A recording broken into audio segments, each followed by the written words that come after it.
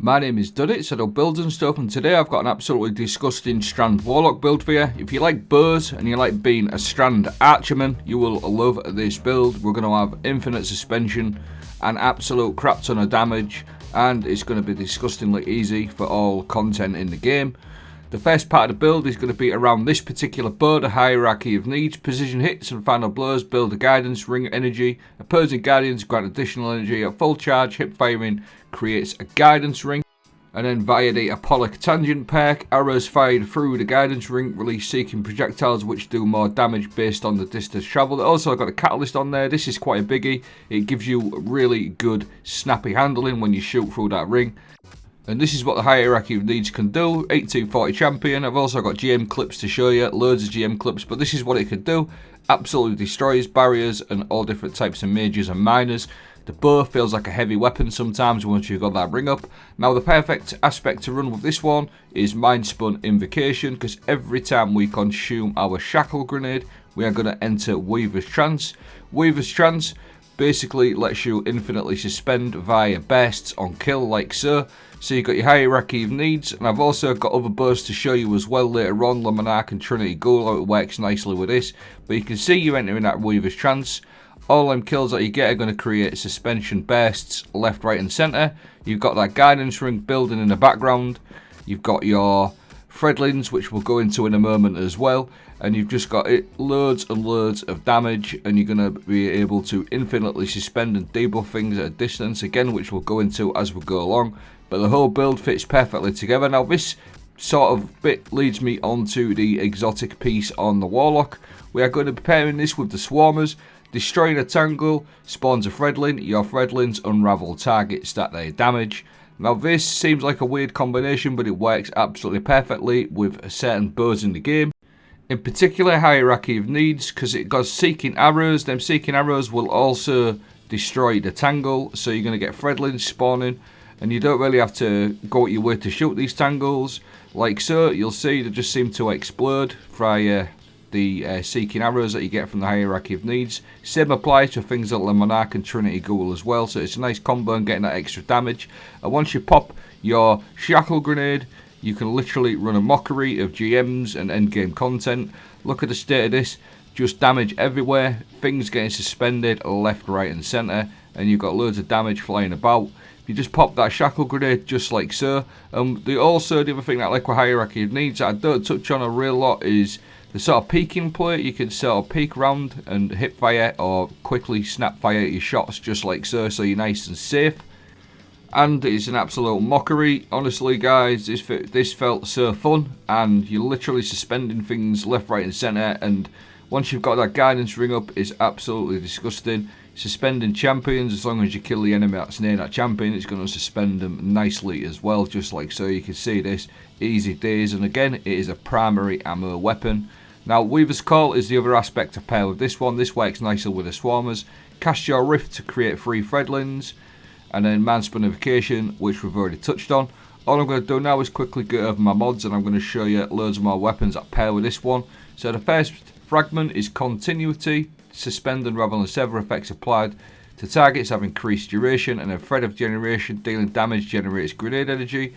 The other two are Thread of Rebirth. Strand weapon final blows have a chance to create a threadling because I run strand weapons in my primary slot and my heavy.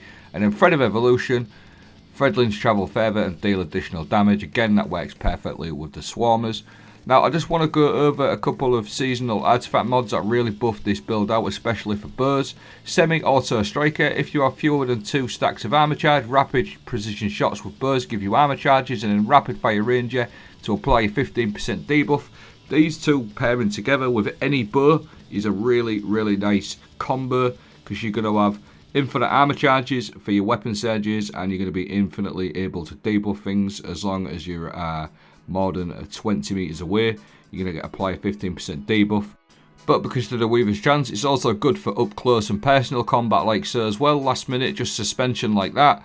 And then again, just clarify, it's good for all different types of distances. Close range, long range or mid range, you're absolutely covered.